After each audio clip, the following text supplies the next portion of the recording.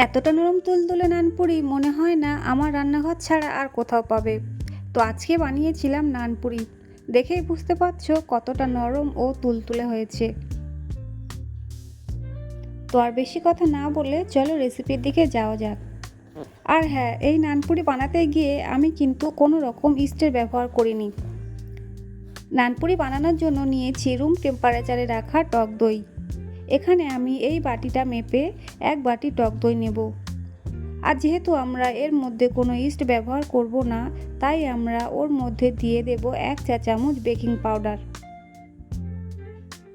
আর ওই চামচের 1/2 চা চামচ দিয়ে দেব বেকিং সোডা। এই টক দইয়ের মধ্যে দিয়ে দিচ্ছি 1 চা চামচের একটু বেশি পরিমাণে চিনি। চিনিটা কিন্তু অবশ্যই করে দেবেন, কারণ চিনিটা কিন্তু অবশ্যই ব্যবহার করবেন, কিন্তু এতে মিষ্টি হবে না, কিন্তু নানপুরি ফোলার জন্য অবশ্যই প্রয়োজন। আর আমি দিয়ে দেব ওর মধ্যে পরিমাণ মতো লবণ। সবগুলি উপকরণ ভালো করে মিশিয়ে নেবে। মেশানোর সাথে সাথে দেখবে প্রচুর পরিমাণে বাবলস তৈরি হবে।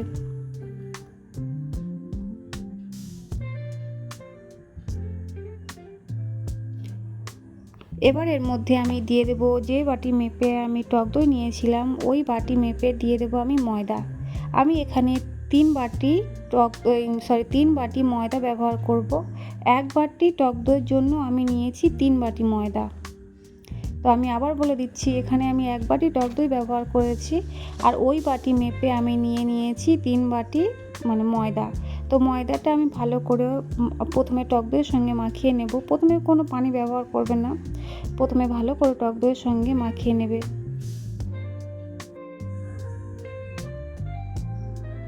আর এখানে আমার ময়দাটা হাতে একটু লেগে যাচ্ছিল, তাই আমি অল্প অল্প করে তেল দিয়ে ময়দাটা মেখে নিচ্ছিলাম।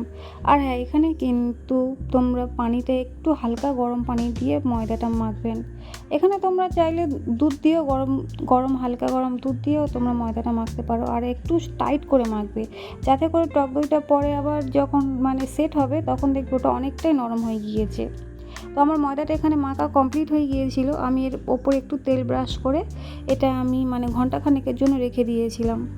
তো 1 ঘন্টা পরে আমি তোমাদেরকে দেখাচ্ছি। তো দেখতেই পাচ্ছ আমার ময়দাটা কতটা নরম সফট, একদম এতটা নরম করে আমি মাখিনি, যেহেতু এর মধ্যে টক দই মাখানো আছে, যার জন্য করে এটা কিন্তু এতটাই নরম হয়ে গিয়েছে। এখানে আমি ছোট ছোট করে লেচি কেটে নিয়েছি। এবার আমি এগুলোকে সব একটা একটা করে বেলে নেব। এখানে আমি সাদা তেল দিয়ে বেলবো।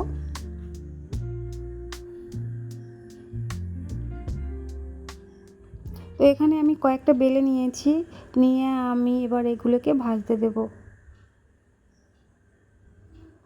এদিকে আমার কড়াইতে তেল গরম হয়ে গিয়েছে, এর মধ্যে আমি এবার নানগুলো দিয়ে দেব।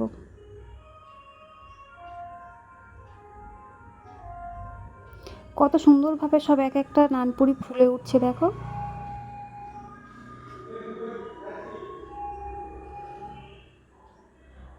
দেখতেই পাচ্ছ নানপুরিগুলো কত সুন্দর সুন্দর ফুলেছে। সবগুলো পুরি এরমভাবে আমার ফুলেছিল।